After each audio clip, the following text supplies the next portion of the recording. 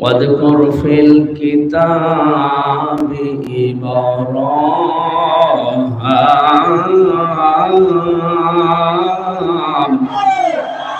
إنه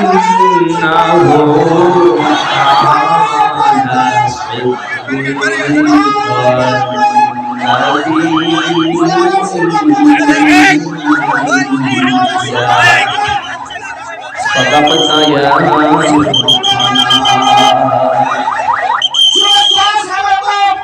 عن أبي ذر رضي الله تعالى عنه قال صلى الله عليه وسلم من ادعى ليس له فليس منا وليتبوأ مقعده من النار رواه مسلم وما زادهم إلا إيمانا وتسليما اللهم صل على سيدنا مولانا محمد وعلى آل سيدنا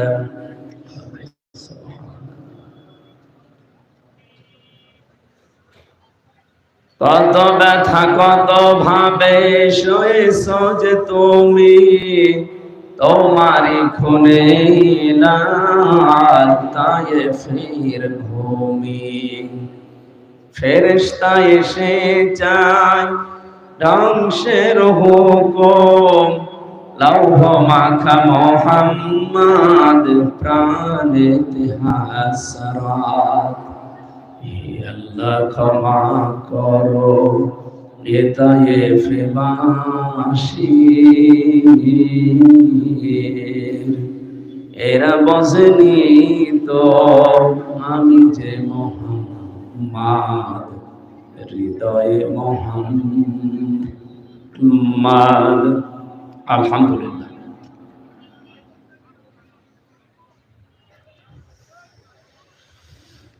প্রাণপ্রিয় জেলা কুষ্টিয়া ভেড়ামারা থানার অন্তর্গত জনিয়াদহ ফুটবল ময়দানে যুব সমাজ ও এলাকাবাসীর যৌথ উদ্যোগে তাফসিরুল কোরআন মাহফিল, এটা 9 বছর চলছে এখানে একাধারে। এতদিন যারা কোরআনে কারিমের পেছনে লেগে আছেন, এই আয়োজনের সাথে যারা সম্পৃক্ত, যে মানুষগুলো এখনো পর্যন্ত জীবিত আছে, যারা মারা গেছে, প্রত্যেককে আল্লাহ যেন মাফ করবে। আরো জোরে বলে। মাহফিলের সম্মানিত সভাপতি জনাব মোহাম্মদ রাশিদুল হাসান আজাদ, অবসরপ্রাপ্ত অতিরিক্ত সচিব, আতালাল্লাহু উমরাহু ওয়া বারাকাল্লাহু ফি হায়াতি। মাহফিলের প্রধান অতিথি সাবেক চেয়ারম্যান মিরপুর উপজেলা পরিষদ মিরপুর কুষ্টিয়া, বাংলাদেশ জামায়াতে ইসলামী মিরপুর ভেড়ামারা এই আসনের মনোনীত সংসদ সদস্য পদপ্রার্থী, আপনাদের এলাকার সন্তান, বিশিষ্ট রাজনীতিবিদ, শ্রদ্ধাভাজন ব্যক্তিত্ব জনাব মোহাম্মদ আব্দুল গফুর, আতালাল্লাহু উমরাহু ওয়া বারাকাল্লাহু ফি হায়াতি, বলেন আমিন।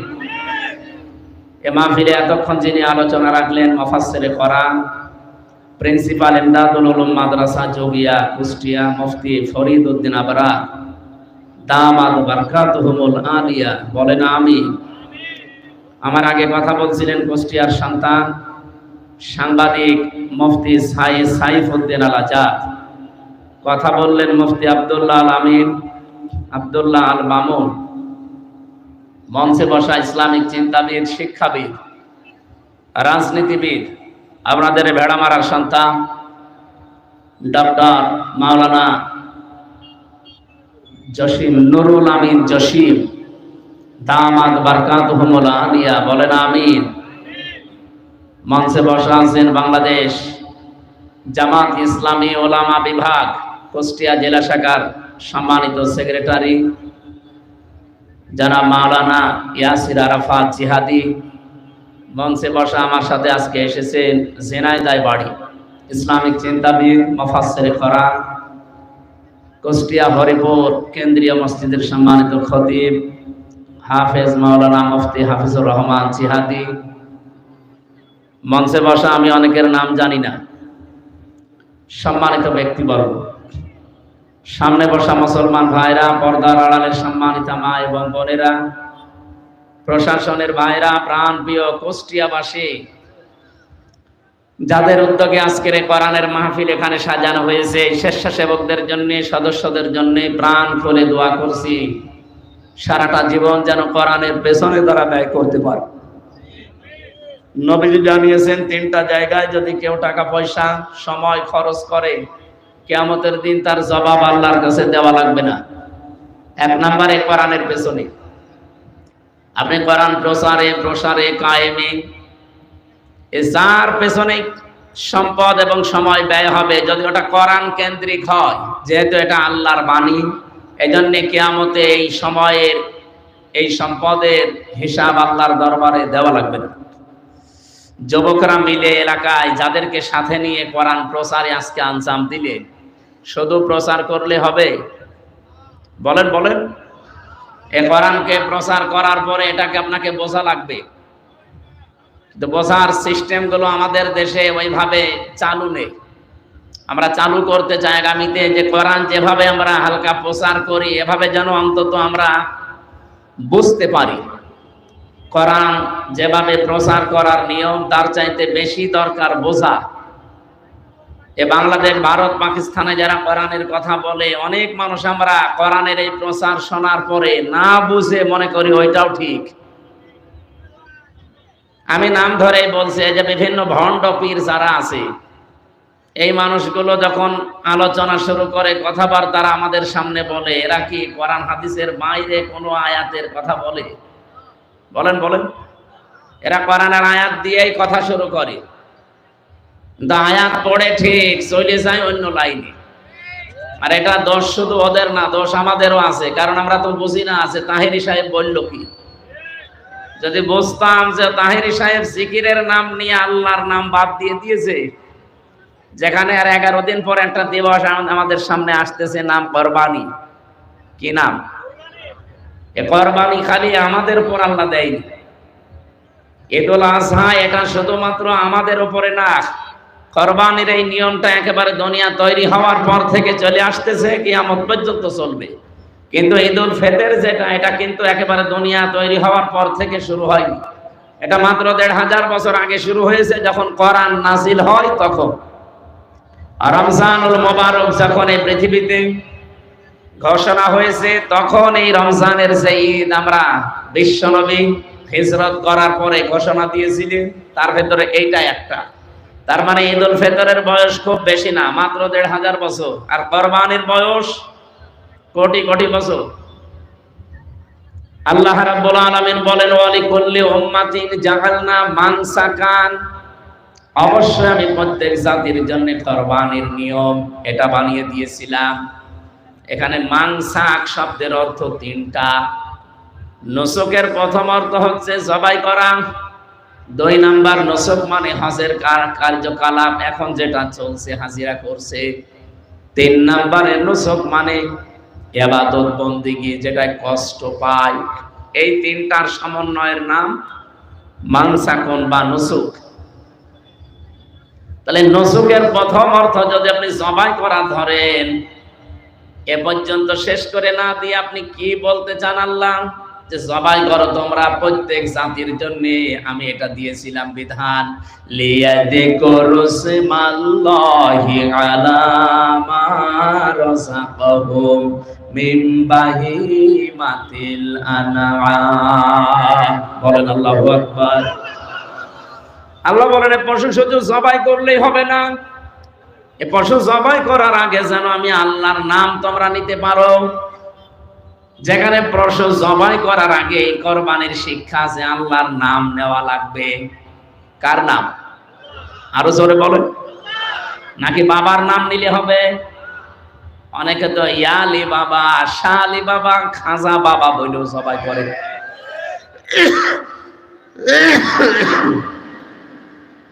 এ ভেড়া মারায় কয়েক জায়গায় হয় আমি জানি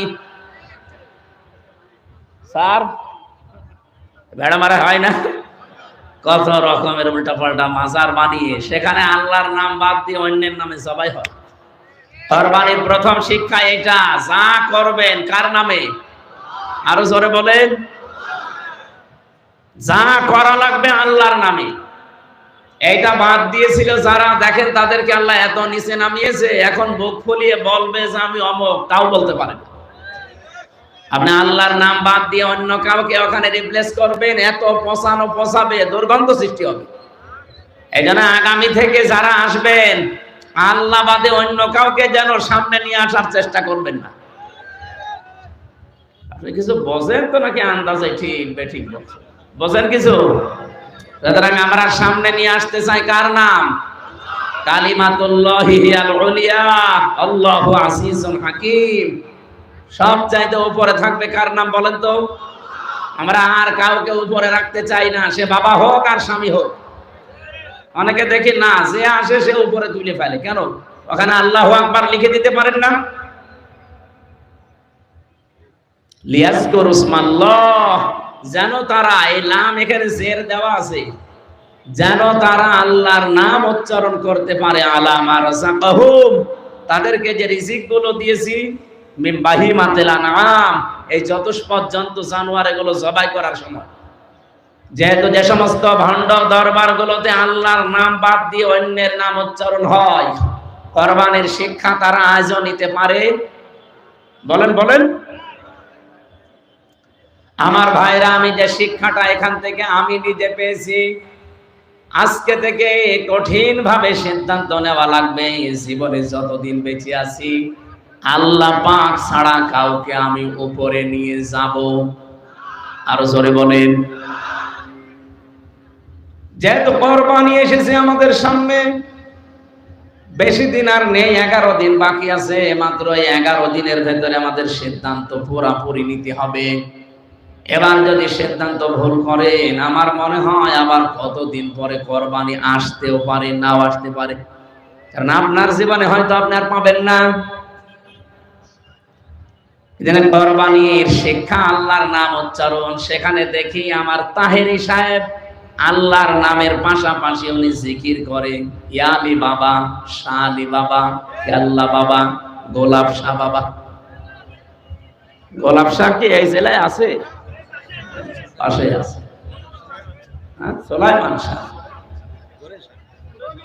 আপনি বলেন আল্লাহ বাদে অন্য কারো নামে জিকির করা জায়েজ আছে? অথচ ওনারা ওই জিকির গুলো যখন করে, কত মানুষ দেখে তাদের সাথে তাল দেয়। এই জন্য দেয় কারণে জাতি কোরআন বোঝে না। কোরআন হয়তো পড়তে পারেন আপনি, কিন্তু বুঝতেন না। এই জন্য পড়ার পাশাপাশি আপনাকে বোঝা লাগবে। তাহলে কেউ এই কুষ্টিয়া জেলায় এসে ধোঁকা দিয়ে আমাদেরকে আর বোকা বানাতে পারবে না।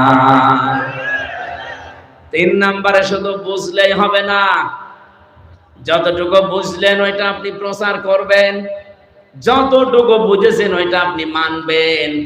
এটা 3 নাম্বার শর্ত। আমার মাঝে মাঝে মনে হয় এই 3 নাম্বারটা যদি আমরা সবাই মিলে আমল করতে পারতাম, যে আমি যতটুকু কোরআন পড়ি ততটুকু বুঝি, আর এতটুকু আমি প্রচার করব, এতটুকু আমি মেনে চলবো, এই দেশে কোরআনের অনুষ্ঠানের জন্য কোনোদিন অনুমতি নেওয়া লাগতো না। লাগে না এতদিন? এক কথা বলে না কেন? আর লাগবে কোনোদিন না, কারণ জাতি এখন কোরআনে কারীম নিজে মানে এবং প্রচার করার দায়িত্ব অলরেডি নিয়েছে। এটা শুধু আমির হামজার দায়িত্ব না। বাল্লিগু আন্নি ওয়ালাউ আয়া, বাল্লিগ না বাল্লিগু, বহু বছর এটা নবীজি বলেন তোমরা সবাই মিলে প্রচার করো। যদি একটা আয়াত তোমার জানা থাকে, তাহলে দল মত নির্বিশেষে আজ আমরা যারা নবীর উম্মত দাবি করি, বলেন তো এই আয়াতটা, এই হাদিসটা যদি আমরা মেনে চলতে পারতাম, এই 15 বছরে আলেমের কাছ থেকে কেউ মাইক কেড়ে নেওয়ার সাহস পেত না। আমার স্পষ্ট মনে আছে 19 সালে, এটা ঘুরিয়ে দেন, গলা ভেঙে যাচ্ছে, ঘুরিয়ে দেন, ঠিক আছে। বেড়ামারা আর্ট সেন্টারে এসেছিলাম, অনুষ্ঠানটা কমপ্লিট, আমি উঠবো, সেই সময় আল্লাহর বান্দারা উঠতে দিল না। কোথায় আছেন আপনারা আজ? আপনি তো আমির হামজাকে মানা করেন না, আপনি মানা করেছিলেন আল্লাহকে। কারণ আল্লাহর ওই কথাগুলো আমি শুধু অ্যাডভার্টাইজ করতাম। কথা বলেন ঠিক কিনা? কোরআনের প্রচারে যারা বিভিন্ন নাম দিয়ে বাধা দেন, আপনি তো হামজাকে বাধা দেন না, আপনি তো জামাত ইসলামকে বাধা দেন না, আপনি তো শিবিরকে বাধা দেন না, আপনি সরাসরি বাধা দেন আল্লাহ, নিজে আল্লাহকে। কারণ এই কথাগুলো আল্লাহরই প্রচার করার দরকার। আল্লাহর কথা উনি আমাদেরকে প্রতিনিধি করে পাঠিয়ে প্রচার করাচ্ছে। কারণ খলিফা শব্দের ব্যাখ্যায় আমি পড়েছি, খলিফা কাকে বলে আমরা অনেকেই জানি না। খলিফা মনে করে যে কাপড় চোপড় সেলাই করে ওইটাও খলিফা, চুল কেটে দেয় খলিফা, ভিক্ষা করে খায় খলিফা, এমনকি বিভিন্ন আস্তালায়, গাছতলায়, বাঁশতলায় যারা বসে আছে তাদের কাছে কিছুদিন থাকলে খলিফা, এর নাম খলিফা। খলিফা মানে স্থলাভিষিক্ত। আমি যেই কাজ করতাম আমি যেতে পারি না, আমি জসিম ভাইকে পাঠিয়েছি যে কাজটা করে আসো, এর নাম খলিফা। ওনাকে যদি কেউ অপমান করে, অপমান আমার গায়ে লাগবে। এই কথা বলে না কেন? কোরআন প্রচার করার দায়িত্ব আল্লাহর নিজের। যেহেতু আল্লাহর এটা সাজে না, তার শানের খেলাফ, এজন্য আল্লাহ আমাদেরকে পাঠিয়েছেন। ইন্নী জাইলুন ফিল আরদি খলিফা, আমি জমিনে খলিফা পাঠালাম, যাও। আপনি চিন্তা করেছেন কোনদিনই আয়াতটা নিয়ে? ইন্নী, অবশ্যই আমি, জাইলুন ফিল আরদি। আল্লাহ কিন্তু এখানে জাইলুন ফিল খানকা বলেন নাই যে আমি খানকায় খলিফা পাঠাবো। ইন্নী জাইলুন ফিল মাদারিসি খলিফা, মাদ্রাসায় খলিফা পাঠাবো। ইন্নী জাইলুন ফিল মাসাজিদি খলিফা, মসজিদে খলিফা পাঠাবো আল্লাহ বলেন নাই। আল্লাহ বলেন ইন্নী জাইলুন ফিল আরদি খলিফা, আমি জমিনে খলিফা পাঠাবো। কোন জায়গায়? আরো জোরে আরেকবার বলেন, আরেকবার বলেন। ও বাংলার মানুষের, আজ 54 বছর দেশটা স্বাধীন হয়ে গেল। আল্লাহর বান্দা আমরা যারা খলিফা দাবি করি নিজেদেরকে, আমরা আজ জমিনে নেই। কেউ মাদ্রাসায়, কেউ মসজিদে, কেউ মক্তবে, কেউ খানকায়। জমিন ফাঁকা পেয়েছে জালেমরা, 180 মাইল লেগে চালাচ্ছে। এবার আর চালাতে দেবেন? যেহেতু জমিন ফাঁকা পেয়েছিল, যা মনে তাই তাই করতো। এবার জমিন ফাঁকা নেই। এবার আমার মনে হয় নবীর নবীর উম্মতেরা, আল্লাহর যারা খলিফা, তারা এখন জমিনে আছে। আর এবার আমরা জমিনে থাকতে চাই না খানকায় দৌড় দেব? মাদ্রাসায়, মসজিদে, মক্তবে, কোথায়? জমিনে থাকা লাগবে। আল্লাহ আমাদেরকে জমিনেই পাঠিয়েছেন।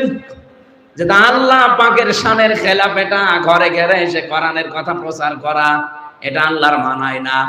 ওই দায়িত্বটা আল্লাহ আমাদের মতো মানুষকে খলিফা বানিয়ে পাঠিয়েছে। বাংলার মানুষ ভালো করে শোনেন, রেকর্ড হচ্ছে, সারা দেশে ছড়াচ্ছে। এবার আর আল্লাহর খলিফারা কোনদিন জমিন ছেড়ে চলে যাবে। যত ষড়যন্ত্র হোক, যত সমস্যা দেখা দিক, জমিনে টিকে থাকা লাগবে। আমরা স্বপ্ন দেখতে চাই এবার জমিনে, যেহেতু খলিফার দায়িত্ব নিয়ে আমরা আছি। 300 এমপির ভেতরে 151 জন অন্তত পড়ান। এটা যদি কেউ মনে করেন যে না এটা জামাত ইসলামের কাজ, হোক এইটা কাজ। কেউ যদি মনে করেন এটা দুনিয়ার কাজ, হ্যাঁ এইটাই দুনিয়ার কাজ। যদি মনে করেন এটা রাজনীতি, হ্যাঁ এইটাই রাজনীতি। আপনি জমিনে থেকে কাজ করলে আপনারটা রাজনীতি হয় না। আপনার মতো আমিও একজন নাগরিক মানুষ, আমি জমিনে থেকে কাজ করলে কোরআনের পক্ষে এটা রাজনীতি হয়। আমার মনে হয় আপনার কোনো দুর্বিসন্ধি আছে। কথা বলে না কেন? আপনার ভেতরে যে দুর্বিসন্ধি আছে, এটা কিন্তু মানুষ এখন বুঝে ফেলছে। আমি একটা হাদিস পড়েছিলাম, বাংলা বলবো, রাগ করবেন না। মুসলিম শরীফের হাদিস, নবীজি বলেন মানিদ্দাআ মা লাইসা লাহু ফালাইসা মিন্না ওয়ালিয়াতাবাওয়া মাকআদাহু মিনান নার। কোন ব্যক্তি যদি এমন জিনিসের দাবি করে যে জিনিস তার না, ওই জিনিস যদি সে নিজের আয়ত্তে নিয়ে নেয়, জোর করে, জবরদস্তি করে, দখল করে, চাঁদাবাজি করে, যেভাবে হোক, অন্যের জিনিস যদি নিজের আয়ত্তে নিয়ে নেয়, যেই দিন এই কাজ করেছে ফালাইসাম, কথা বললেন না? আপনি বলেন তো বাংলাদেশে হাদিস মেলে না, এই জবাব দিলেন না? বলেন বলেন, কত মানুষকে আমরা দেখতে পেলাম এই হাদিস বাংলাদেশে অনেকে আজ মেনে নবীর উম্মত থেকে অলরেডি বের হয়ে চলে গেছে, কথা বলেন ঠিক কিনা? দ্বিতীয় নম্বরটা আরো কঠিন, ওয়ালিয়াতা বাওয়া মাকাদাহু মিনান নার, সে যেন জাহান্নামে নিজের একটা স্থান তৈরি করে নিল, বলেন নাউজুবিল্লাহ। আমাদের জীবন যেন এরকম। এই কি বৃষ্টি হচ্ছে?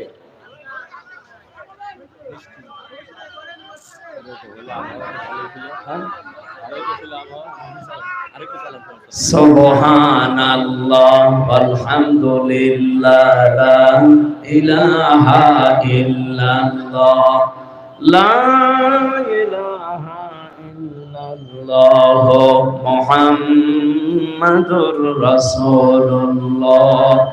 একটু বৃষ্টি সহ্য করা যাবে না? আমরা সব বাদ দিলাম, আর সময় যেহেতু নেই, বিস্তারিত ব্যাখ্যার দিকে যাওয়া যাচ্ছে না। আমরা এখন থেকে কোরআন বুঝতে চাই, এই কারণে কেউ যেন কোরআনের নাম নিয়ে এসে আমাদের ধোঁকা দিতে না পারে। বহু মানুষ এভাবে সারা দেশে ধোঁকা দিচ্ছে, মনে হয় যে কোরআন থেকেই বলছে, অথচ ওগুলো কোরআনের কথা না। 4 নম্বরে কোরআনে কারিমকে দাঁড় করানোর জন্য চেষ্টা করা লাগবে। আল্লাহ এই 4টা শর্ত মেনে কোরআনে কারিমের সাথে যারা সম্পৃক্ত আছেন কবুল করেন, বলেন আমিন। সূরা মারিয়াম 98টা আয়াত আছে, মাত্র একটা আয়াত পড়েছি, 41 নম্বর আয়াত। আল্লাহ রাব্বুল আলামিন যেহেতু কুরবানির সামনে, প্রথম কুরবানি আদম নবীর সন্তান থেকে সিস্টেম চালু হয়েছিল, আর আমরা যে পশু জবাই করে খাই এই সিস্টেম চালু হয়েছিল আমাদের জাতির পিতা ইব্রাহিম আলাইহিস সালাম থেকে। সেই কথাটা আল্লাহ আমাদেরকে কিছু নিয়ম নীতি শিখিয়েছেন আয়াতের মাধ্যমে।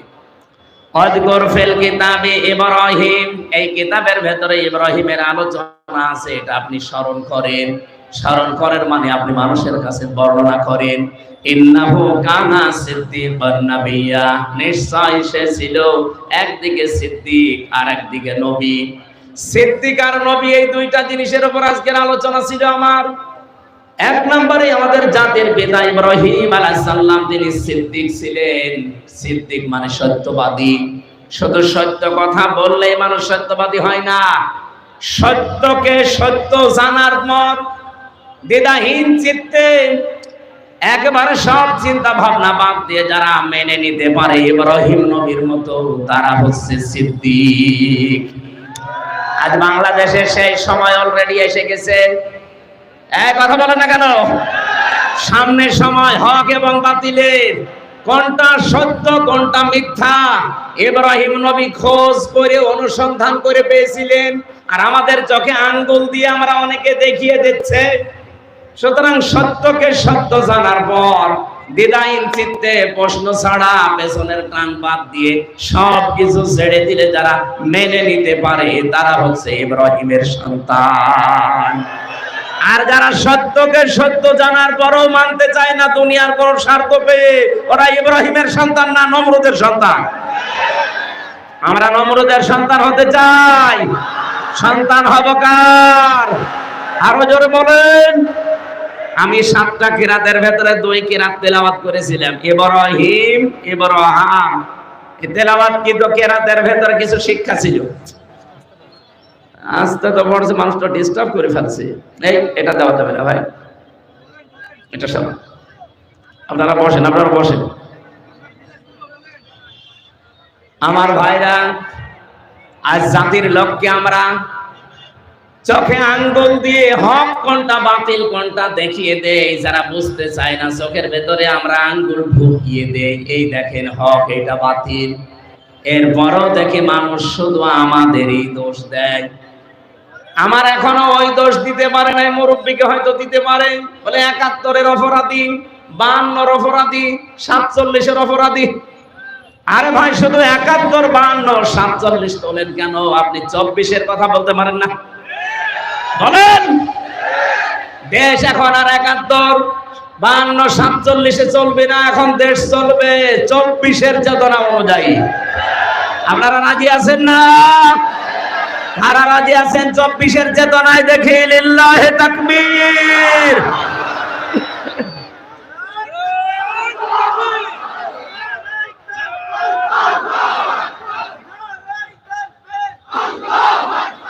আলহামদুলিল্লাহ ভাই। আগামী মাসের 10 তারিখে, জুন মাসের 10 তারিখে জুলাই আগস্টের ঘোষণাপত্র প্রকাশ করার কথা। ওটা প্রকাশ হওয়ার পরেই বাংলাদেশের যে সংবিধান আছে এটা বিলুপ্ত হয়ে যাবে। এখন যিনি আছেন চুপ্পু মিয়া, ও অটোমেটিক বাতিল হয়ে যাবে। এই কথা বোঝেন আমার? রাম আর বাম আর কিছু বাতিলদের মাথা এমনি খারাপ হয়নি, ওরা জাতে মাতাল হলো তাহলে ঠিক আছে, ওরা বুঝে ফেলেছে।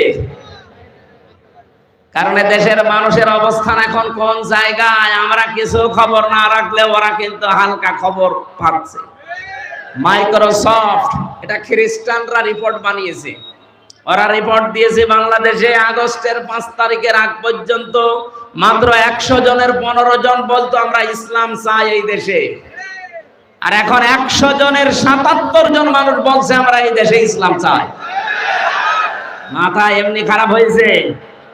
আমি বাইরের দেশগুলোতে কিছুদিন আগে সফর করেছিলাম, মালয়েশিয়া, সিঙ্গাপুর, থাইল্যান্ড, এরপরে ইন্দোনেশিয়া, বাহরাইন, যতগুলো দেশ ঘুরলাম, ওই সমস্ত দেশে যে আমি আগে যাই বিশ্ববিদ্যালয়ে, নাম করা ভার্সিটি যেগুলো আছে আগে ওগুলো ঘুরে আসি, দেখি ওখানে কোনো তথ্য পাওয়া যায় কিনা।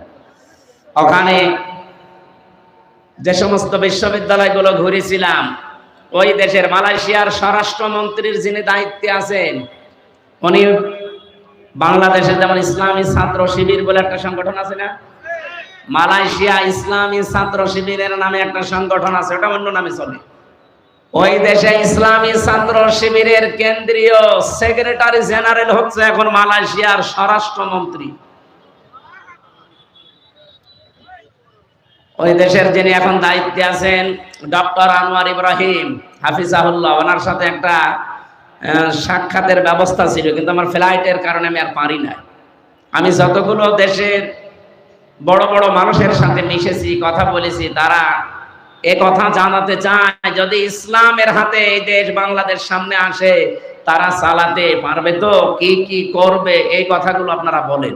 তার মানে বিশ্বে শুধু বাংলাদেশ না, 257টা দেশ আছে, মুসলিম অমুসলিম মিলে সবাই এখন অনেকের ভেতরে বিশ্বাস 15 থেকে যখন 77% চলে গেছে, এই দেশের সামনে কোরআন বিজয়ী কেউ বাধা দিয়ে আটকিয়ে রাখতে পারবে না ইনশাআল্লাহ। নয়তো এমনিতেই জিজ্ঞাসা করে যে কোরআন যদি সামনে আসে কিভাবে চালাবেন, এমনি বলে, এতদিন তো বললো না, এর আগে তো বহুবার গিয়েছি, কই কোনদিন তো জিজ্ঞাসাও করে নাই। দেশের অবস্থা দেখে এই জরিপগুলো যেহেতু খ্রিস্টানরা বানিয়েছে, আমরা তার ঘুষ দিয়ে বানাইনি, লবিস্ট নিয়োগ করে বানিয়েছি, তারা এমনি আমাদের দেখতে পারে না। তারপরও যখন বানিয়েছে, আপনি বিশ্বাস করেন অবস্থা কিন্তু গোপনে গোপনে এত দূর চলে গেছে। কিন্তু যে মানুষগুলো কোনো কাজ নেই, কাম নেই, তাদের আসল ব্যবসায় রাজনীতি, ওদের মাথা কিন্তু খারাপ হয়ে গেছে। আগস্টের 5 তারিখের পরে কিন্তু অনেকের চরিত্র জনগণ বুঝে ফেলেছে। আজকে আমার একজন বলছিল, একজন বড় মাপের, আমি নাম নিলাম না, আমি একটা অপারেশনে ছিলাম আজকে, উনি আমারে বলছে যেভাবে দেশ এগিয়ে যাচ্ছে, আগস্টের 5 তারিখের পরে একটা বড় দল যেভাবে উল্টাপাল্টা কাজ আরম্ভ করেছে, জনগণের কাছে যেহেতু চরিত্র তাদের একেবারে সব স্পষ্ট, নির্বাচন আসতে আসতে মানুষ ইসলামের পক্ষে যদি কলা গাছও দাঁড়ায় সেও পাস করে। এখানে জোয়ার যখন এসেছে, আপনাদেরকে আমি আল্লাহর এই আয়াত থেকে শিক্ষা দিতে চাই। আমাদের জাতির পিতা ইব্রাহিম নবী, উনি হক সন্ধান করেছিলেন, অনুসন্ধান করেছিলেন, খোঁজ করেছিলেন, তারপরে তিনি হক পেয়েছেন।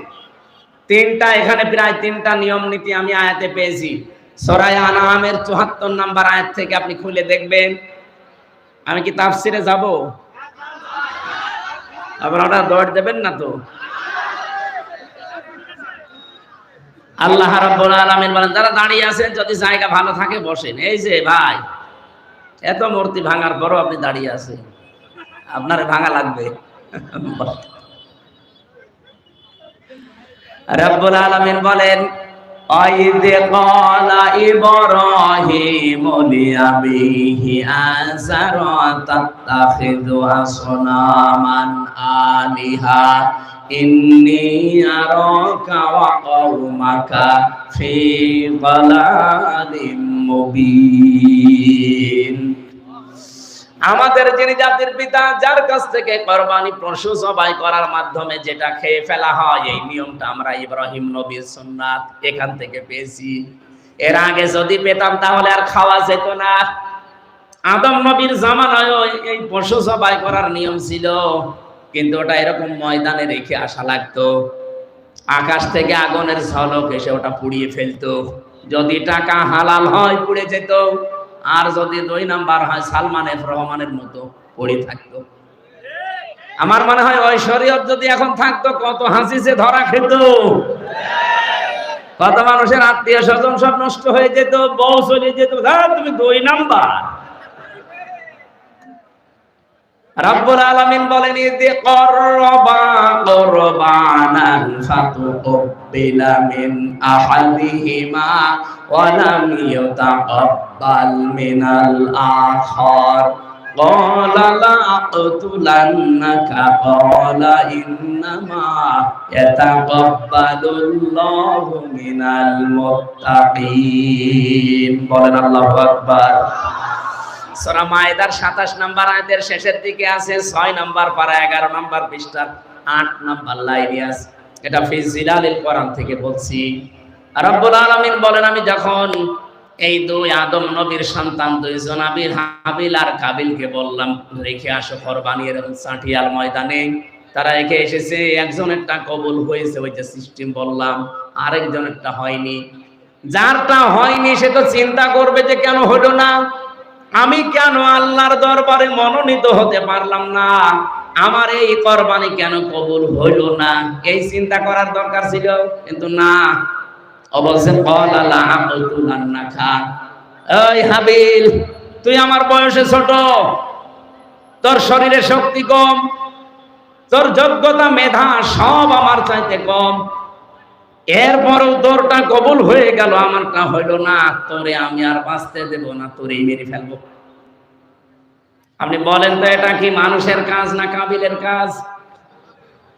কাবিল মানুষ ছিল না? আমার তো মনে হচ্ছে অবস্থা দৃষ্টে সেই দুনিয়ার প্রথম সময় যখন আল্লাহ কাবিলকে আর হাবিলকে পাঠিয়েছিল, আবার মনে হচ্ছে কাবিলের অনেক রূহ এই দেশে এখন ফিরে এসেছে। নিজে ভালো হতে পারে না জনগণের কাছে, নিজের চরিত্র ভালো না, নিজে চাঁদাবাজ, বাকিটা আর বললাম না। মানুষ আপনাকে গ্রহণ করে না কেন, সেগুলো আবিষ্কার করেন না। তোদের করে কেন, তোরেই মেরে ফেলবো। এটা কি মানুষের কাজ না কাবিলের কাজ? বাংলাদেশে কাবিল নেই? কাবিল আছেন কারা? হাত তোলেন তো। একজন আছে। আরে কাবিল না, আমি হাসির জন্য বলি না, বহু কাবিল এখন বাংলাদেশে অলরেডি তৈরি হচ্ছে। দিন যত যাচ্ছে কাবিল তৈরি হচ্ছে। কথা বলেন না কেন? আরে ভাই নিজেরটা চিন্তা করেন না একবার। আরে ভাই কাহিনী কয়েকজন এসেছেন, আপনি তাফসীর মাহফিল লিখেছেন, তাফসীর আকারে কথা বলছে, আমি একটু বাইরে যাইনি। ভালো করে শোনেন, নিজেরটা কবুল না হলে চিন্তা ভাবনা করার দরকার ছিল কি, এত কষ্ট করে 2.5 লাখ টাকা দিয়ে কোরবানি কিনলাম, আমারটা হয় না, আমি কি তাহলে আসলেই খারাপ? আমার কর্মজীবন কি ঠিক নেই? আমার চরিত্র কি আসলে ভালো হয়নি? এই চিন্তা করে আরো নিজেকে সংশোধন করার দরকার ছিল না। ও বলছে ক্বালা লা আকতুলান্নাকা, লামে তাকিদ নুনে সাকিলা, ওই হাবিল তোরে আমি আর বাঁচতে দেব। তোরটা কেন কবুল হয়েছে? এই 54 বছরে যারা নিজের মেধা যোগ্যতা চরিত্র দিয়ে কাজ কাম দিয়ে জনগণের আস্থা অর্জন করে ফেলেছে, আপনি তাদেরই মেরে ফেলতে চান? মেরে ফেলে আপনি জনগণের মন পাবেন? ক্বালা ইন্নামা ইয়াতাকাব্বালুল্লাহু মিনাল মুত্তাকিন। হাবিল ওই দিন বলেছিল, ভাই আপনি আমার চাইতে বয়সে বড়, আপনার শক্তি বেশি, আপনি আমার আগে দুনিয়ায় এসেছেন, কিন্তু কান খাড়া করে শোনেন, ইন্নামা, ইন্নার পরে মা যোগ হলে বাংলা অর্থ আসে একমাত্র, কেবলমাত্র, শুধুমাত্র, হবেই হবে, এটাই। এরকম 33টা অর্থ আছে। হাবিল বলতে চেয়েছিল, হে ভাই, আমি গ্যারান্টি দিতে পারি শুধুমাত্র, কেবলমাত্র, একমাত্র আল্লাহ মুত্তাকিদের জিনিসপত্র গ্রহণ করে থাকে। এই জন্য তিনি কব্বালা দেননি, এটা কব্বালু দিয়েছেন। এটা মজারে, বর্তমান, ভবিষ্যৎ, প্রেজেন্ট, ফিউচার। হাবিল বলতে চেয়েছিল, ভাই আপনাকে শুধু না, কিয়ামত পর্যন্ত যারা দুনিয়ায় আসবে সবাইকে আমি আজকে জানিয়ে দিলাম, আল্লাহ শুধু মুত্তাকিদের ইবাদত বন্দেগী, কুরবানি গ্রহণ করছে এবং ভবিষ্যতেও করবে। এইজন্য আগামীর কুরবানি যদি কবুল করাতে হয়, জোর জবরদস্তি করা, দখলবাজি করা, সাদাবাজি করা বন্ধ করা লাগবে। চরিত্র ভালো করেন, নিজেকে সংশোধন করেন। 2.5 লাখ টাকা লাগবে না, 2.5 টাকার কোরবানি হলেও কবুল হয়ে যাবে ইনশাআল্লাহ। এটা যেহেতু ওই শরীয়ত ছিল আদম নবীর সন্তান থেকে আমাদের নবীর আগ পর্যন্ত, কিন্তু আমাদের নবী না, ইব্রাহিম নবীর আগ পর্যন্ত, ইব্রাহিম নবী থেকে শুরু করে আরেকটা শরীয়ত আমরা পেয়েছি, যেটা এই যে পশু জবাই করে আর আগুনে পুড়িয়ে ফেলা লাগে না, এটা আমরা খেয়ে ফেলতে পারি। রব্বুল আলামিন বলেন, তোমাদের এই জাতির পিতা তিনি সিদ্দিক এবং নবী হয়েছিলেন কি করে জানো? তার বাবা ইব্রাহিমকে ডাক দিয়ে বললেন, হে আমার শ্রদ্ধাভাজন পিতা আজর, আতাত্তাখিযু আসনামান আলিহা। হারফে ইস্তেফহাম, প্রশ্নবোধক চিহ্ন, এটা ইন্টারগেটিভ সেন্টেন্স। তিনি ডাক দিয়ে বললেন, বাবা আপনি কি এই মূর্তিগুলোর প্রণাম করেন, পূজা করেন, এদের কাছে মাথা নত করেন? ইন্নী আরাকা ওয়া কওমাকা ফি দালালিম মুবিন, আমি দেখতে পাচ্ছি অবশ্যই আপনি এবং আপনার জাতি সবাই বিভ্রান্তির ভেতরে, স্পষ্ট গোমরাহির ভেতরে আছেন। কারণ যার সামনে মাথা নত করলেন ও তো নিজেও কিছু করতে পারে না। ইয ক্বালা লিআবিহি ইয়া আবাতি ইন্নী, ইয়া আবাতি লিমা তা'বুদু মা লা ইয়াসমা'ু ওয়া লা ইউবসিরু ওয়া লা ইউগনি আনকা শাইআ। এরা কথা বলতে পারে না, দেখতে পারে না, কোনো উপকারও করতে পারে না, কেন আপনি এই কাজ করেন? বাবাকে কথাগুলো বলতে বলতে দলিল দেওয়া লাগবে, এজন্য নিজেও তো কিছু দেখা লাগবে।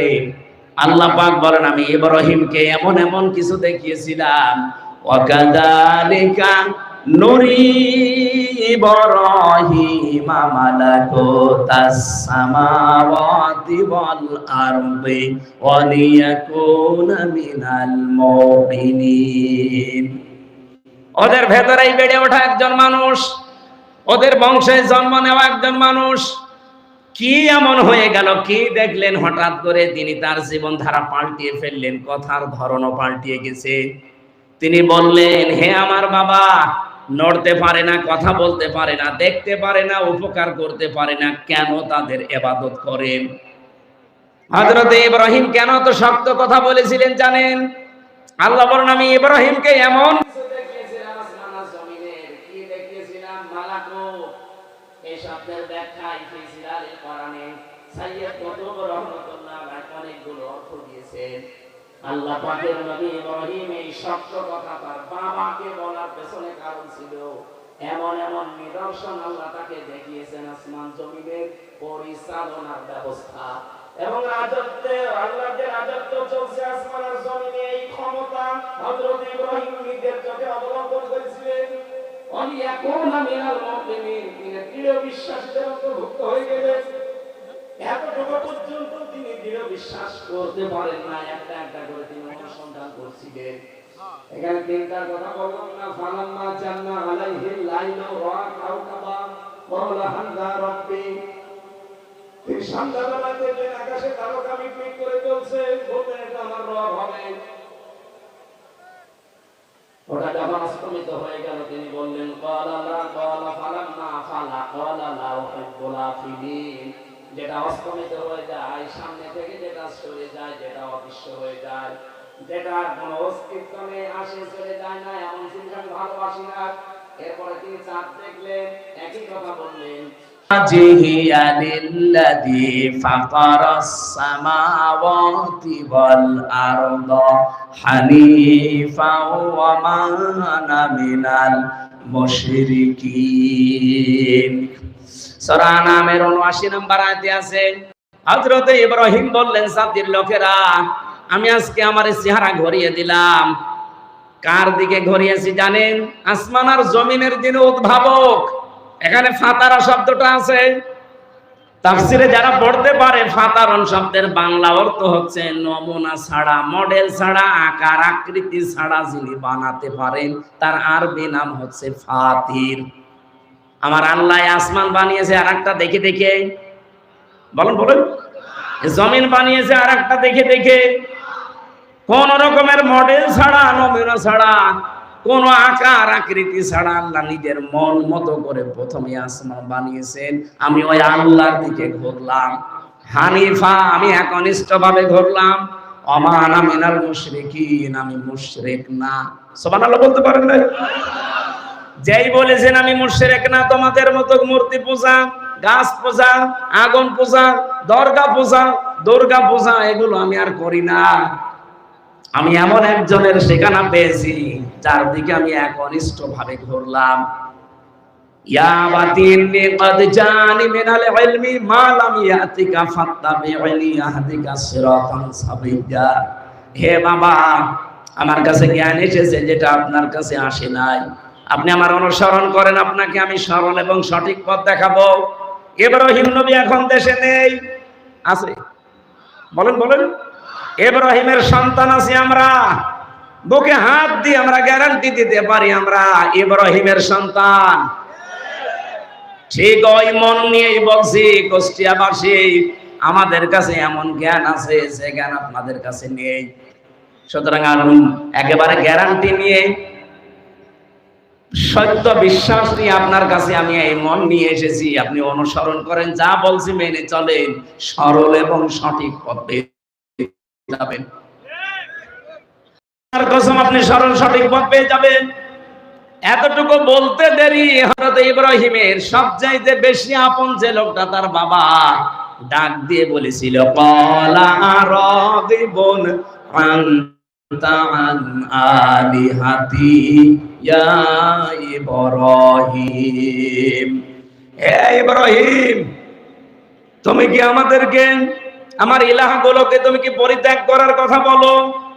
এখানে ইলাহ বলতে ওই জামানায় নাই, মূর্তি পূজা করতো তারা, তাদেরকে বুঝিয়েছেন। এখন বলেন এই হাজার হাজার পরে এখন ইলাহ শব্দের ব্যাখ্যা আপনি কি করবেন? আনতা আন আলিহাতি ইয়া ইব্রাহিম, হে ইব্রাহিম, আমাদের ইলাহগুলো সম্পর্কে তুমি কি আমাদেরকে দূরে সরাতে চাও? এখন ইলাহ শব্দের প্রথম ব্যাখ্যা হচ্ছে আইন কানুন যে তৈরি করতে পারে তাকে ইলাহ বলে।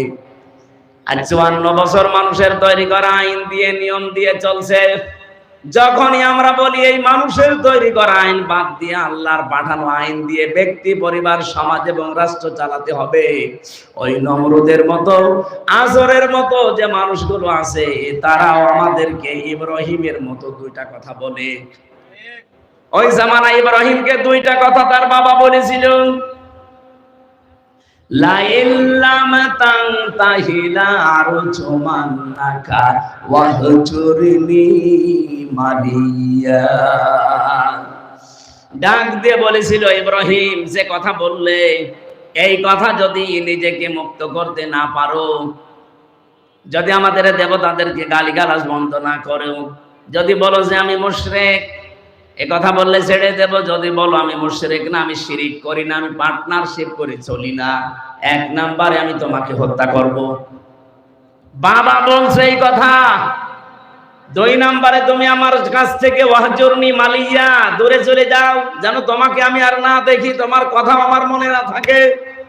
আমার তো মনে হচ্ছে ঠিক এই কথাটা ইব্রাহিমের সন্তানদের ১০০ ভাগ খাপের খাপ মিলে যাচ্ছে।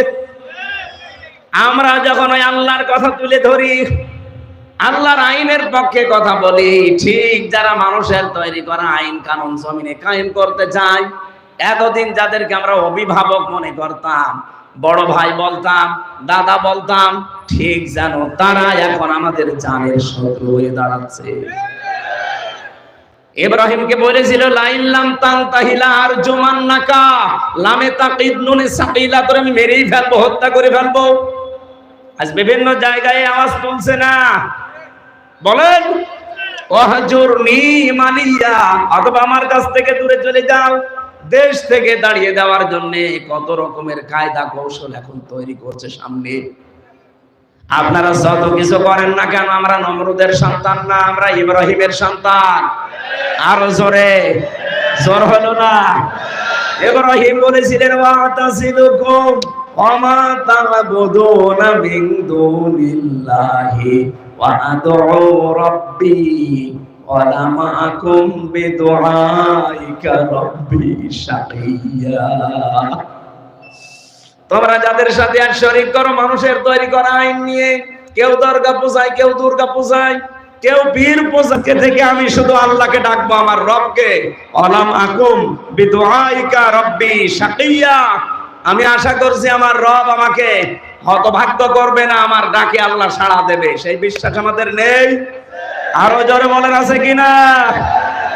সুতরাং একনিষ্ঠ ভাবে যারা ফিরে এসেছি, বিপদ আপদ মুসিবত ষড়যন্ত্র এক আর দুই আসবেই, কারণ এখনো নমরুদের বাচ্চারা দুনিয়া থেকে শেষ হয়ে যায়নি। এমনকি ইব্রাহিমের সন্তান যারা, তারা আমরা যেমন শেষ হয়ে যায়নি, বিপরীত যারা নমরুদ তারা শেষ হয়ে গেছে। আমরা বেঁচে থাকলেও লাভ, মরে গেলেও লাভ, আর নমরুদ বেঁচে থাকলেও ক্ষতি, মরে গেলেও ক্ষতি।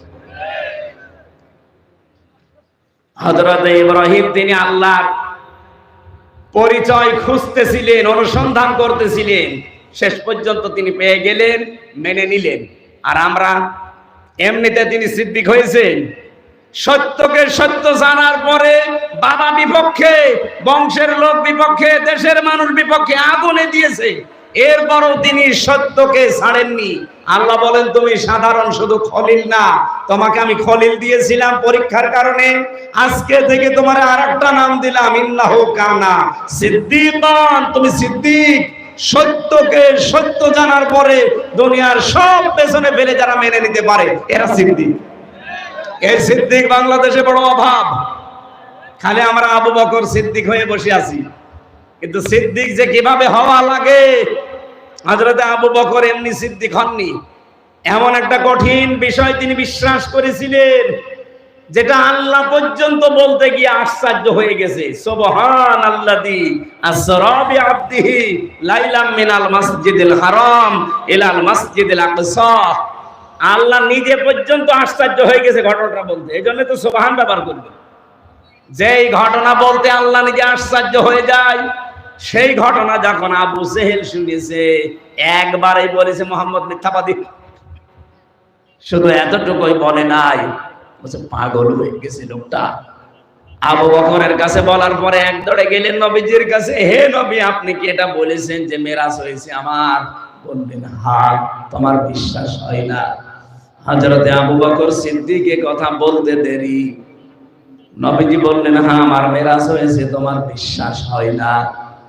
হযরত আবু বকর বলেন আমি বিশ্বাস করেছি, এমন সারা জীবন নদীর পানি এদিকে চলছে, হঠাৎ করে আপনি বললেন নদীর পানি উল্টা দিকে যাচ্ছে, এক সেকেন্ডও দেরি করব না আমি বিশ্বাস করতে। নবীজি বললেন ও আবু বকর, এত বড় কথা তুমি বিনা প্রশ্নে দ্বিধাহীন চিত্তে বিশ্বাস করে নিলে, তোমারে আমি আজকে আর খালি হাতে ফেরত দিতে পারি না। আজকে থেকে তোমার নামে একটা লকব লাগিয়ে দিলাম, তুমি শুধু আবু বকর না, তুমি আবু বকর সিদ্দিক। তিনি সত্যকে সত্য জানার পরে আবু জেহেলের মতো ডিনাই করেননি, পেছনে ফেলে রাখেননি, মিথ্যা প্রতিপন্ন করেননি। সত্যকে সত্য জানার পরে দ্বিধাহীন চিত্তে প্রশ্ন ছাড়া মেনে নিয়েছিলেন, এই জন্যই তিনি সিদ্দিক। আর কিয়ামতের দিন আল্লাহ চারটা ভাগ করবেন, মিনান নাবিয়িনা ওয়াস-সিদ্দিকিনা ওয়াশ-শুহাদা ওয়াস-সালিহিন। প্রথম কাতার থাকবে নবীদের, এরপরে সিদ্দিকদের, এরপরে শহীদদের, এরপরে সালিহিন বান্দাদের। নবীদের কাতারে তো আমরা উঠতে পারবো না, কারণ ওটা নির্ধারিত। সিদ্দিকদের কাতারে ওঠা যাবে যদি সত্যকে সত্য জানার পরে দুনিয়া একদিকে আর আপনি যদি মেনে নিতে পারেন। আমার কথার অর্থ যদি না বুঝে থাকেন হাত তোলেন যে আমি বুঝি নাই। সত্যকে সত্য জানার পরে যারা প্রশ্ন ছাড়া দ্বিধাহীন চিত্তে যারা মেনে নিতে পারবেন, কিয়ামতের দিন তারা সিদ্দিকে আকবরের সাথে উঠবেন। আমরা সিদ্দিক খুঁজে পাই না, মনে করি সত্য কথা বললেই সিদ্দিক হয়ে যায় না। সত্যকে সত্য জানার পরে মেনে নেওয়ার মতো মন তৈরি করেন, এইটা আজ অনেকের তৈরি হচ্ছে না। ইব্রাহিম নবী খোঁজ করে সত্য পেলেন, আর আমরা আঙ্গুল দিয়ে দেখিয়ে দেই, এরপর আপনি মানতে চান না। কোন কারণে বলেন তো? আপনি কিসের সিদ্দিক?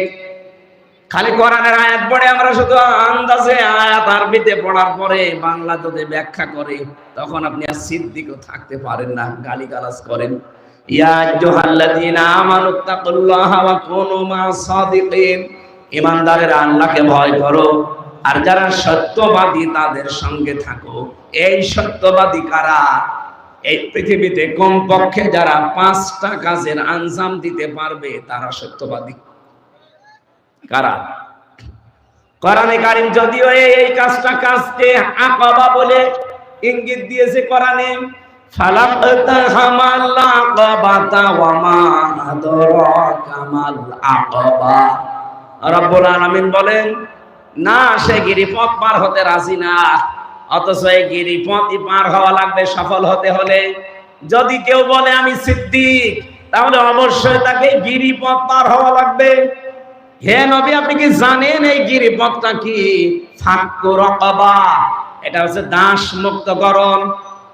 আয়াত ইবনে কাসিরের ব্যাখ্যা, যদিও ওই জামানায় মানুষ বেচা কিনা হয়তো দাস দাসীর প্রচলন ছিল, কিন্তু এখন ব্যাখ্যা করবেন কি করে? এখন ব্যাখ্যা করতে হলে ফাক্কু রাকাবার ব্যাখ্যা হচ্ছে মানুষের তৈরি করা আইন, এগুলোর গোলামি যারা করে, এখান থেকে যারা আল্লাহর তৈরি করা আইনের পক্ষে নিয়ে আসে, এই মানুষগুলোই হচ্ছে সিদ্দিক।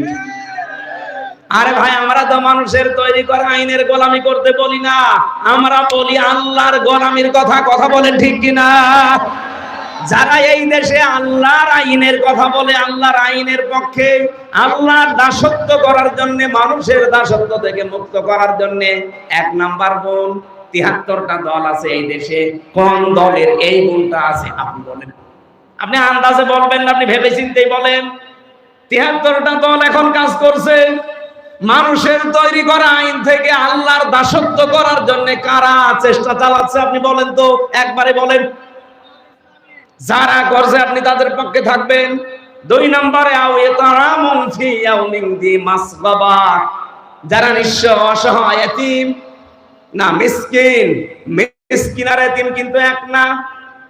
এতিম শব্দের শাব্দিক অর্থ হচ্ছে যারা খাবারের ধান্দায় থাকে, আর একটা অর্থ হচ্ছে যাদের মা বাবা নেই। কিন্তু মিসকিন মানে সাকানা স্কুল থেকে, মিসকিন মানে যার বসবাসের ঘর বাড়ি নষ্ট হয়ে গেছে, মাথা গোজার ঠাঁই নেই, এমন মানুষের সামনে যারা যারা দাঁড়ায়, এই মানুষগুলো হচ্ছে আল্লাহর ভাষায় সিদ্দিক।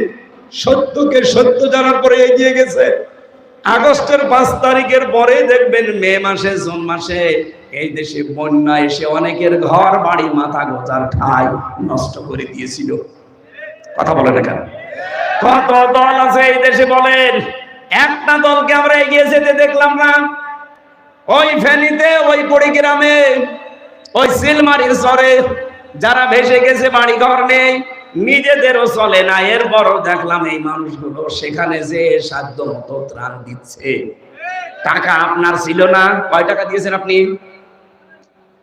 এ কাজ তো আপনার টাকায় হবে না, কারণ আপনাকে আল্লাহ সত্যবাদী হিসাবে গ্রহণ করে নাই। 3 নম্বরে ইয়াতীমান দা মাকরাবা, যারা নিকট আত্মীয় স্বজনের ভেতরে এতিম, অসহায়, এদের পাশে যারা দাঁড়ায়। কিন্তু বাস্তবতা এত কঠিন, এই বাংলাদেশে অনেক মানুষ আমরা আছি, নিজের আত্মীয় স্বজনের ভেতরে যদি গরিব হয়, আপন বোন গরিব, তার পরিচয় দিতে চাই না। আর ধর্ম বোন পাতিয়েছি মিরপুরে, বছরে 3 বার করে যাই। কথা বলে না কেন? না, আপনি এখনো সিদ্দিক হতে পারেননি, আপনি আসহাবুল মাইমানা হতে এখনো পারেননি। এই কাজটা যারা করে আপনি মিলান, যারা নিকট আত্মীয় স্বজনের খোঁজ খবর নেই, তাদের পাশে গিয়ে দাঁড়ায়, নিজের চলে না তারপরেও দাঁড়ায়। এরা এমনি দাঁড়াতে পারে না, এদের পরিবারগুলো ঠিক এইভাবে তারা গড়ে তুলেছে। বাংলাদেশে বহু মানুষ দাঁড়াতে পারেন না তাদের পরিবারের কারণে, আমি তো জানি। এই গুণটা আপনিও অর্জন করতে পারতেন, এতিমান যা মাকরাবা, কিন্তু পারছেন না। আপনার নিকট আত্মীয় স্বজন গরিব মানুষ যারা আছে, চাচা হোক, বোন হোক, ফুফু হোক, এই প্রতিবেশী আত্মীয় স্বজন, এদের কাছে যেতে পারেন না, তাদের হক আদায় করতে পারেন না। একটাই কারণ, আপনার বউ বাধা দেয়, আপনার শাশুড়ি বাধা দেয়। এরকম পরিবার দেশে নেই। আমাদের বাধা দিয়ে আটকাতে রাখতে পারে না, কারণ আমরা ছোটবেলা থেকে ওইভাবে তৈরি করি যে এতিমানদা মাকরাবা হওয়া লাগবে। করিব থেকে এটা এসেছে। নিকট আত্মীয় স্বজনের খোঁজ খবর না রাখলে যত বড় মুসলমান দাবি করেন, আপনি নামের আগে পরে সিদ্দিক লাগান, জীবনও আল্লাহ আপনাকে সিদ্দিকের কাতারে কিয়ামতে তুলবে না। এই জন্য বউ যারা এসেছেন, বিভিন্ন জায়গায় বসে আছেন মা বোনেরা, আপনি যদি চান আপনার স্বামী আরো বেশি দিন বেঁচে থাক, আপনার স্বামীর সম্মান মর্যাদা ইজ্জত দুনিয়ায় আরো বেড়ে যাক, আপনি সব সময় স্বামীকে দিয়ে চেষ্টা চালাবেন। দেখো, আর যাই করো, আমাদের পক্ষে হোক বিপক্ষে হোক, নিকট আত্মীয় যাদের রক্তের সম্পর্ক, এইগুলোর হক আদায় করো। এরকম বউ দেশে কম না বেশি?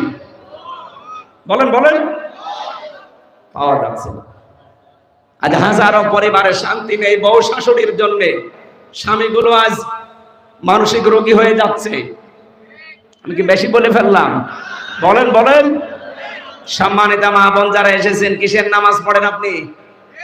আমি জানি যে আপনার রাগ হচ্ছে, আপনি মনে মনে দোয়াও করছেন যে হুজুর এতক্ষণ ভালো ছিল, কি আমাদের পেছনে আবার লাগলো, হুজুর যেন মরে যায়। যাব মরি, তারপরও সত্য বলে যায়।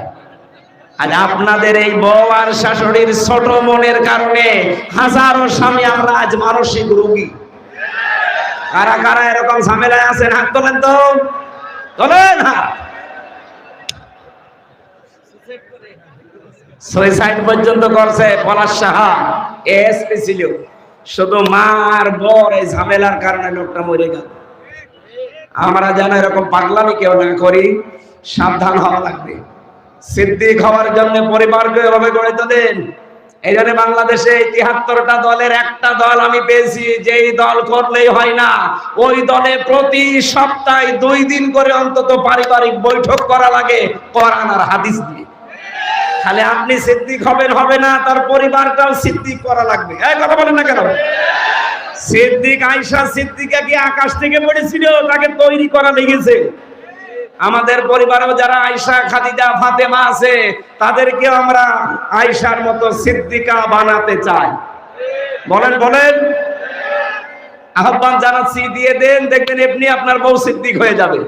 প্রতিদিন 8টা 9টা করে ঘর পূরণ করা লাগে। এমনি আপনার বউ 3 মাস 6 মাসে দেখবেন ওর চরিত্র পাল্টিয়ে ও অলরেডি এখন ফাতেমা তো জহরা আয়েশা সিদ্দিকার অনুসারী, অনুগামী অলরেডি হয়ে গেছে। এই জন্য একটা বই আছে আমার, আপনারা নিয়ে মেয়েকে পড়াবেন, বউকে দেবেন।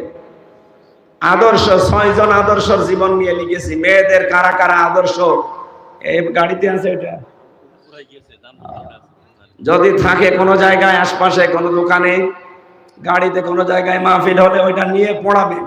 মেয়েদের এই ছোট মনটা যদি বড় হয়ে যায় না, এই ব্রড মাইন্ডের মন হয়, ন্যারো মাইন্ডের বাদ দিয়ে আমাদের পরিবারগুলো হয়ে যাবে এক একটা জান্নাতের মতো। আজ হাজারো পরিবারে সন্তান নিজের মাকে বাবাকে বিনা কারণে আলাদা করে দিচ্ছে, কোনো অভাব নেই, এরপরও আলাদা করে দিচ্ছে, শুধু ওই বর ছোট মনের কারণে। আর ওই বউকে ফসলায় ওর মা, ওখান থেকে শাশুড়ি। এরকম ডেঞ্জার শাশুড়ি আছে কার? আমার ভাইরা, 4 নম্বরে গুণ পেয়েছিলাম কোরআনে কারিমের সূরা বালাদে। ইয়াতীমান যা মাকরাবা আও মিসকিনান যা মাতরাবা। ধোলা মলিন যারা,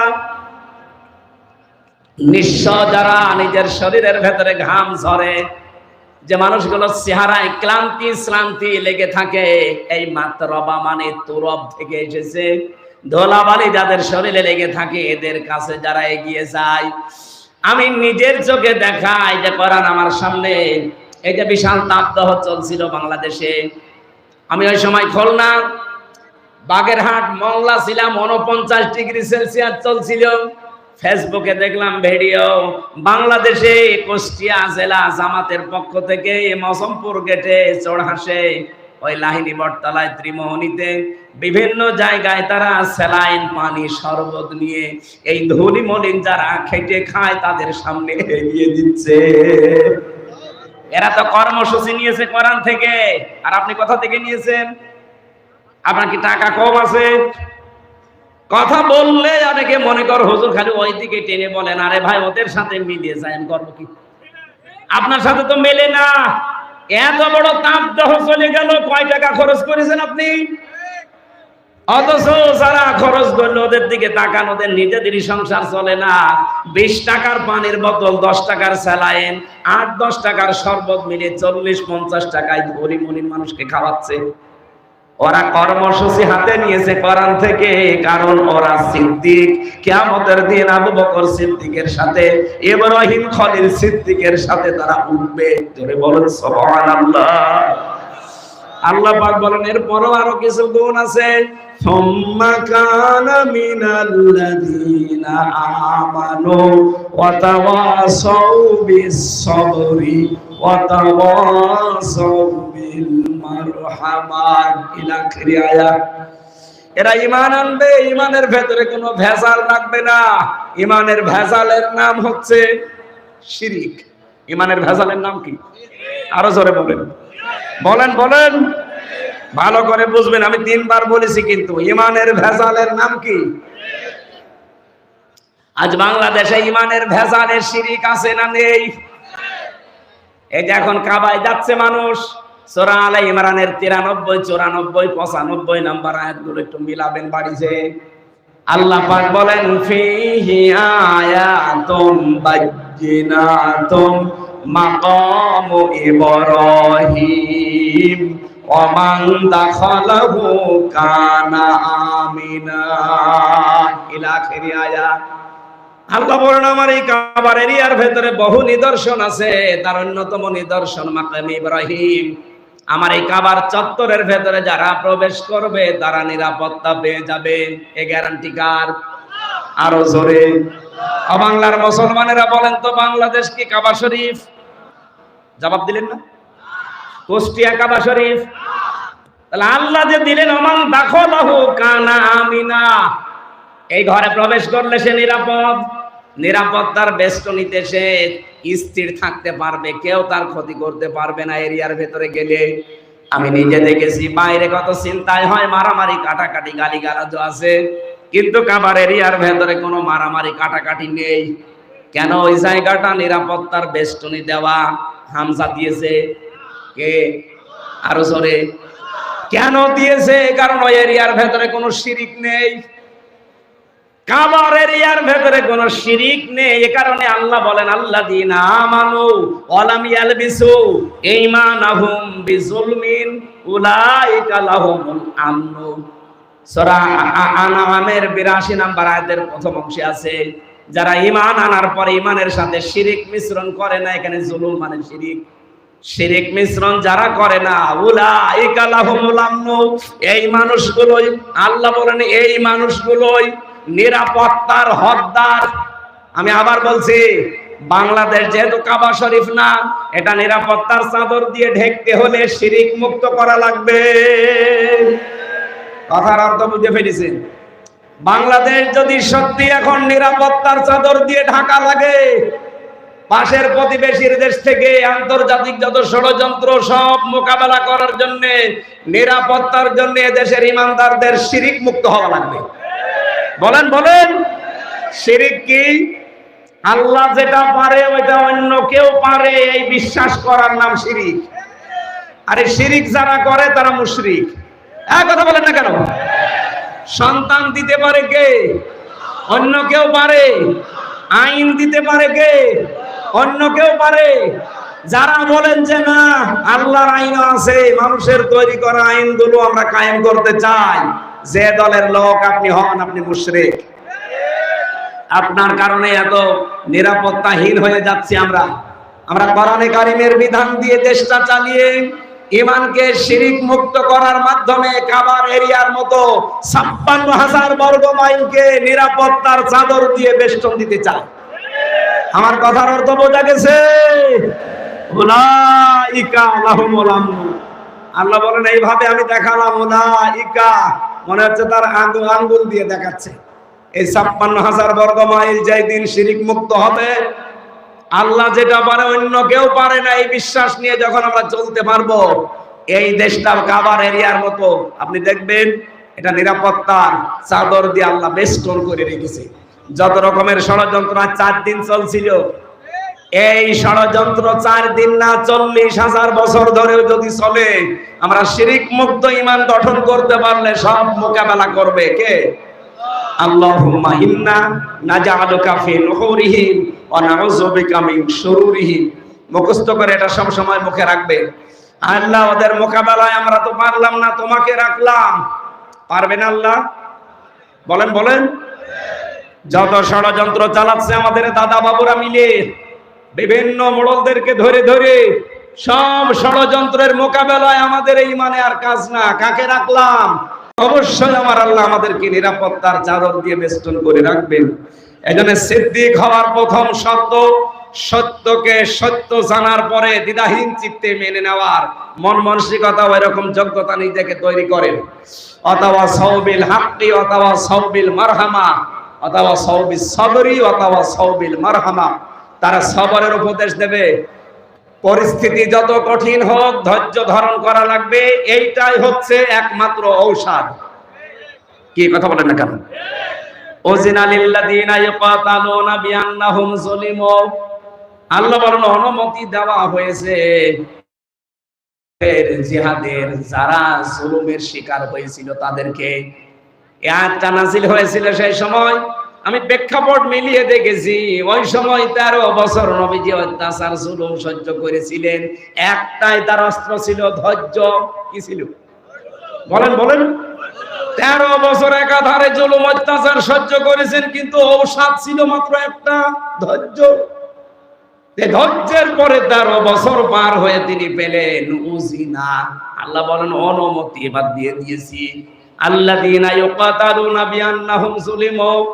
তোমরা এবার লড়াই করো, সংগ্রাম করো, ওদেরকেও মারতে পারো, কারণ তোমরা মাজলুম। উনি তো 13 বছর পরে অনুমতি পেয়েছিলেন।